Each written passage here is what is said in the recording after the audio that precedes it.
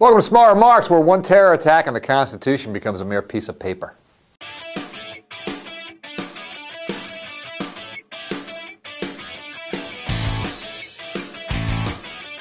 So a few weeks back in my newspaper column, I praised Republican Kentucky Senator Rand Paul for his stance on drones.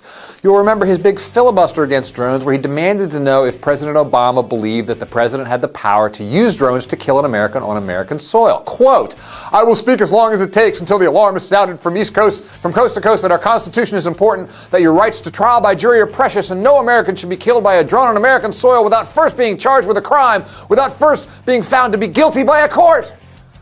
Man, I'm getting all teared up. Or maybe it's a sty. Because earlier this week, appearing on the Fox News, or the Fox Business Channel, Rand Paul had something very different to say. They were talking about the Boston bombings and maybe, couldn't we use a drone to take out that bomber who was hiding in the boat? Rand Paul had this to say, quote, "I've never argued against technology being used when you have an imminent threat, an active crime going on. If someone comes out of a liquor store with a weapon and $50 in cash, I don't care if a drone kills him or a policeman kills him." What? Oh, I get it. See, Paul's okay with using drones and technology to kill the bad guys. It's only when they're used to surveil the good guys that we got a problem. But I got a question here. What if we'd used a drone to kill that bomber in the boat and it turned out that it wasn't the bomber in the boat? It was somebody else. This happens all the time in places like Afghanistan where we got Al-Qaeda. Oops, accidentally took out a wedding party. Well, they were Muslims anyway. They probably deserved it. And so you see how something like terrorism causes us to renounce the things that we say we believe most passionately. Conservatives who have spent months howling about the Constitution in relation to gun control measures are now outraged at the prospect of due process for the surviving Boston bomber. They want him held as an enemy combatant. They want him tortured.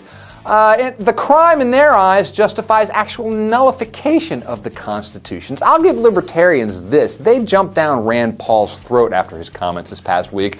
Paul felt compelled to issue a clarification where he said, quote, "Armed drones should not be used in normal crime situations," and, quote, "surveillance drones should only be used with warrants and specific targets." Right. Senator Paul, what happens if we have a situation where we have a Muslim that we think might be a threat, but we don't yet have a warrant? Should we use a drone in that situation?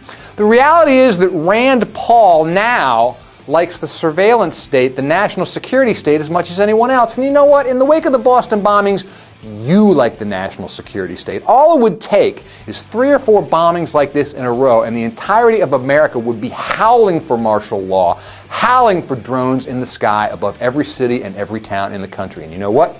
Rand Paul would be right there with them.